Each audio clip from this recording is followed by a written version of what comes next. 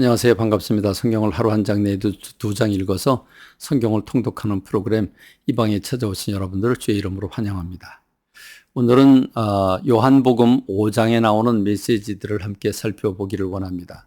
예수님이 38년 된 병자를 고쳐주시는 사건, 그리고 그 사건을 통해서 주님의 마음에 품었던 말씀을 쏟아부으시는 그런 말씀들을 우리가 함께 나누게 되는데, 아마 요한복음 중에서도 심오한 말씀들이 담겨 있는 그런 말씀이 이 요한복음 5장이 아닌가 하는 생각이 듭니다. 예수님은 이제 명절이 되자 다시 예루살렘을 찾습니다. 예수님의 사역을 보면 예루살렘에 절기가 있을 때 내려오셨다가, 그래서 예루살렘 근방에서 복음을 전하시고 올라가면서 복음을 전하고, 주로 갈릴리에서 사역을 하시다가 절기가 되면 또 다시 내려오시고, 그리고 올라가면서 또 복음을 전하시, 이런 패턴을 3년 동안 행하시게 되는데, 명절이 되자 예수님이 예루살렘을 찾으실 것입니다. 그 예루살렘 성전에 들어가니까 양문 곁에 베데스다라고 하는 연못이 있는데, 그 연못에 많은 환자들이 주변에 뺑 돌려 있습니다. 왜냐하면 천사들이 가끔 내려와서 그 연못을 이렇게 흔들어 움직이게 하는데, 그때 가장 먼저 들어가는 사람이 병고침을 받는다라고 하는 전설이 있어서 많은 병자들이 거기에 들끓고 있습니다. 그런데 예수님께서 보시니까 38년 된 병자가 있는 거 아니겠습니까? 그 38년 된 병자가 참 아파하는 모습을 보고 주님께서 네가 낫고자 하는가를 물으십니다. 그랬더니 당연히 대답을 하지 않겠습니까? 그런데 난 낫기를 원하고 저 물속에 물이 동하면 먼저 들어가야 되는데 나보다 다른 사람들이 다 먼저 들어갑니다 라고 참 속상해하고 안타까워하죠. 그래서 예수님께서 그 영혼을 불쌍히 여기시고 38년 된 그 여인의 질병을 고쳐주십니다. 이 여인이 얼마나 기뻤을까요? 38년 동안 그렇게 고통을 받던 그가 예수님을 만나서 그 병을 고침받았으니 얼마나 기쁘고 얼마나 감사할까요? 근데 여러분, 그날이 바로 안식일이었습니다. 유대인들은 안식일을 어기는 걸 그렇게 싫어하는데, 근데 그 일이 안식일이 일어났습니다. 유대인들이 이를 보고 시비를 걸죠. 왜 안식일에 병을 고쳤냐는 거죠. 그래서 예수님이 그 일로 인해서 유대인들에게 박해를 받으시게 됩니다. 그렇지만 주님은 그들에게 이렇게 말씀을 하십니다. 아버지께서 일하시니 나도 일을 한다. 아버지께서 이제까지 일하시니 나도 일을 한다라고 얘기를 합니다. 그렇지 않아도 안식일을 어기는 예수님을 보고 못마땅해 해서 박해를 하는데, 하나님을 아버지라고 부르고 있는 겁니다. 여러분, 이스라엘 백성들은 하나님의 이름을 부르지 않습니다. 그들은 성경을 읽다가 하나님이라고 하는 이름이 나오면 우물우물하고 그냥 넘겨버립니다. 왜냐하면 우리가 어떻게 거룩하신 하나님의 이름을 부를 수 있냐는 거죠.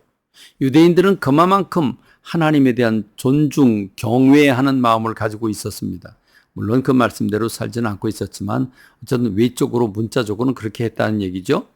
그런데 예수님이 어디 감히 전능하신 하나님과 어깨를 나란히 같이 하고 하나님을 아버지라고 부르냐 이 말이죠. 그리고 아버지께서 일하시니 나도 일한다. 아버지와 내가 동격이라는 거 아니겠습니까? 그러니까 이제 저들은 예수님을 박해할 정도가 아니라 예수를 죽이자라고 결의를 하게 되는 것이 그들입니다. 여러분, 오늘 우리가 이 사건을 보면서 우리가 가지고 있는 고정관념, 내가 가지고 있는 고정관념이 메시아도 알아보지 못하게 하고 그 메시아를 못 박아 죽일 만큼 삐뚤어진 시각을 갖고 있었다고 하는 거죠. 근데 문제는 뭐냐? 우리는 잘못된 시각을 갖고 예수님을 죽이고 있어. 그렇게 생각할까요? 아니죠. 그럼 뭘까요? 저도 그렇고요. 여러분도 그렇고요. 내가 지금 잘못된 시각을 가지고 있어도 본인은 정작 그걸 모른다는데 가슴 아픈 일이 담겨 있는 겁니다. 숨겨 있는 겁니다. 어떻게 하면 내가 잘못된 시각을 가지고 있는 걸 깨달을 수 있을까요? 우리도 예외가 아닙니다. 사람들은 다 자기가 옳다고 확신하고 살아가고 있습니다. 그 옳다는 자기 확신 때문에 바리새인이, 제사장들이, 그리고 사두개인 이런 사람들이 예수님을 십자가에 못 박게 하지 않았겠습니까? 구원받게 하는 일로부터 멀어지게 하고 교만하고 넘어지게 하는 역할을 합니다. 참 두렵고 떨린 일입니다. 그래서 예수님은 영의 눈이 열려서 이 예수님을 영접하고 예수님을 받아들이는 사람들에겐 영원한 생명이 주어지지만 심판자로 오시는 예수님, 그 예수님을 거절하게 되면 심판을 받게 된다고 하는 사실을 말씀하십니다. 예수님을 영접하면 영원한 생명을 얻고 생명의 부활을 얻게 된다고 말씀하지만, 그러나 주님을 거절하면 심판의 부활을 받게 된다고 말씀하고 계시는 겁니다. 여러분, 유대인들이 그 말씀을 받으면서 어떤 생각을 했을까요? 속이 부글부글 거리지 않았겠습니까? 분노하지 않았겠습니까? 그렇습니다. 오늘 저와 여러분들이 행여나 잘못 이해하고 잘못 알고 있는 말씀은 없는지 주님은 힘주어서 말씀하십니다. 성경, 구약에 있는 모든 성경 전체가 나에 대해서 증언하는 것이다. 너희의 성경을 왜 연구하느냐? 성경을 연구하는 이유는 바로 영원한 생명을 얻으려고 하는 건데, 영생을 얻기 위해서 너희가 성경을 연구하는데, 그렇다. 성경 전체가 곧 예수님이 그리스도라고 하는 걸 증언하고 있다고 주님이 말씀하고 계십니다. 너희가 진실로 모세를 믿었더라면 주님도 믿었을 텐데 모세의 말도 너희가 제대로 믿지 않았거늘 어찌 내 말을 믿을 수 있겠는가? 주님이 가슴 아파하는 모습을 볼 수 있습니다.